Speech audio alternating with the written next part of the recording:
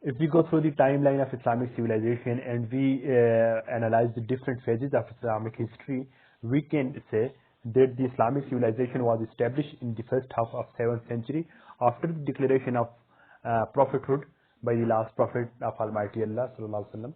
So that was the establishment period of Islamic culture and civilization. And after that, there was a political instability in the Islamic history, as you know, in the second half of 7th century.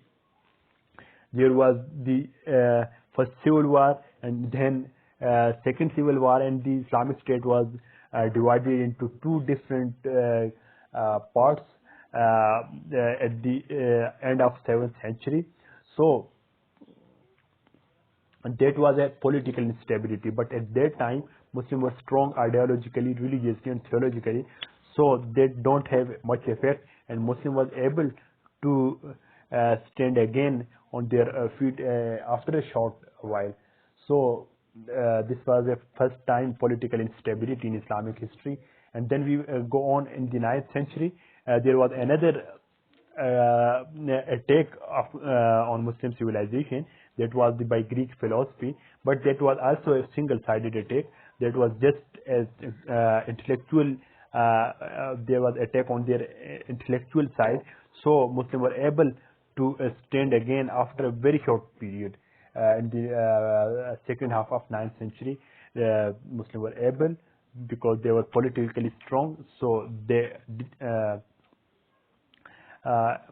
stand again. And then there was another attack on in the Islamic civilization, that was basically political attack by the Mongols in the 1258. So that, as the Mongols was illiterate, they don't have any ideology, they were just soldiers, so they cannot impose their ideology on Muslims, and they have just political power. And after a very short period, Muslims were able to convert them to their religion. As you know, some of the Mongols converted to Islam, and that was again a victory by Muslims. And after the Ottoman Empire, there was another attack, which attack was by Western colonizer. That is the attack, two-sided attack. That was the political attack as well as attack on our ideology, on the Islamic ideology.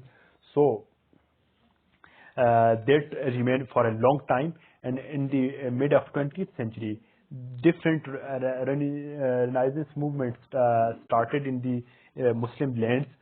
So you know, in the mid of 20th century, many Muslim states got freedom, got political freedom by their colonizer, but still they couldn't get the intellectual freedom. They are the intellectual. They have been in intellectual enslavement of the Western civilization. So now we will briefly discuss the reason or causes of second decline. First decline, we considered the decline in the time of Mongols in 1258, and the second we consider in the from the 18th century, which is still going on. In the 17th century, three powerful Muslim empires, the Ottoman Caliphate, the Persian Empire, and the Mughal Empire, were there. The most important factors in the decline of the Muslim world, there are the five factors according to the expert. I took this from a book. So there are the five factors. What are the factors according to that book? First one is that the superiority of the modern West on the battlefield, while Muslims remained stagnant. First reason that Muslims were not able to confront them in the battlefield. The second reason is the Muslim were defeat in the economic front, and Muslims were economically, even if we go through these empires, they were the much wealthy empires, but they cannot stand in front of the Western counterpart. There was the industrial revolution, and they have at that time economically they were stable. And the third reason was the Western countries started making great strides on acquisition of modern knowledge and modern educational system, and here were not any effort for that. Fourth reason is that West developed political and social infrastructure that efficient, and here was nothing. And the fifth reason is that the modern West forged ahead with modern scientific and technological advancement. Meanwhile, no contribution by Muslim in this period as well. All these factors, and the most important factor is the modern West colonizing the entire Muslim world. As you know, except Afghanistan, Iran, Saudi Arabia, and Turkey, all these Muslim lands were colonized by the Western countries, Western imperialism. So these were the some internal factors, and there were some external factors as well in the decline of Muslim world. There are the we can say that there are the three different factors. First one is the nationalism, and then secularism, and third one is the modernism. What is the nationalism? It is an ideology that gives loyalty of man to his land and community instead of God and truth. So it is like the tribalism which was in previous times in the ancient history, old history, and it started breaking pieces Muslim unity and Muslim empires. As you know, Ottoman Caliphate was divided into different parts on the basis of nationalism, sowing the seeds of disunity in the Muslim world. And initially Christian missionaries propagating it, and eventually Muslim intelligentsia and elite class affected by it, and this lead to the Islamic Ummah unity was replaced by fragmented national identities. Now we have today more than 70 or 57 nation states of Islamic Muslims, 57 nation states of Muslims. And bad effect is that a new sense of nationality caused division among Muslims. Their natural resources also plundered, divided, and exploited. Now, if you go to the Muslim lands, you will find that the Muslims are much better in the natural resources and as well as human resources. For example, at the current time, the population is much higher than non-Muslim states, as well as the most of the population of Muslim land is belong to the young ages. So along these factors, Muslims still facing the problems. Second reason was the secularism that separates religion from state, which giving the right to choose and practice any religion. It restricted religious practices to the private sphere at the same time.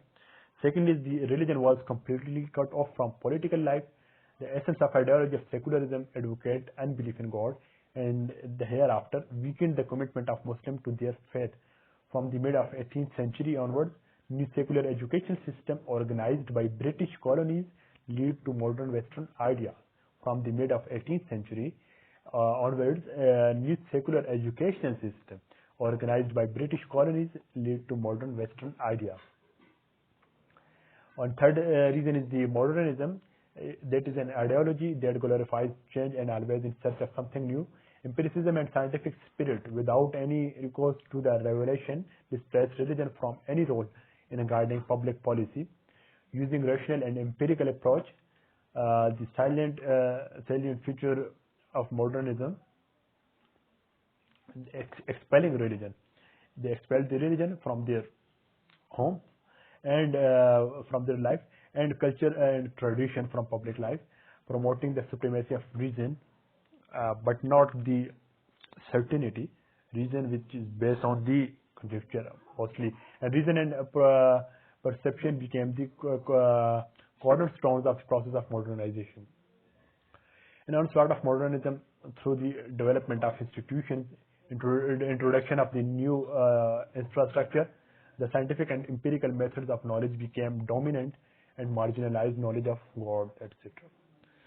What is the effect of to Muslim world?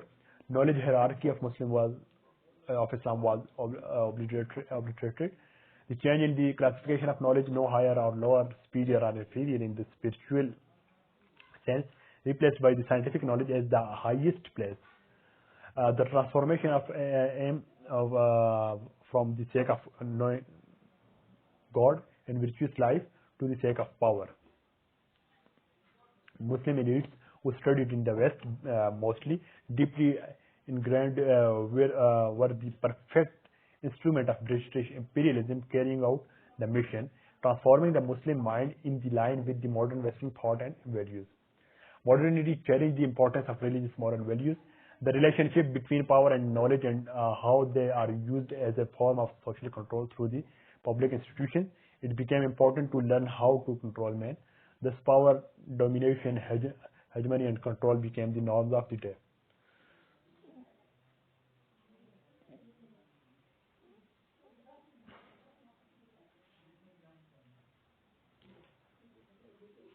Concluding remarks, to weaken Muslim, it was necessary to propagate the ideologies of nationalism, secularism, and modernism through many ways, because the secret of Muslim power lay in their commitment to the faith and religion.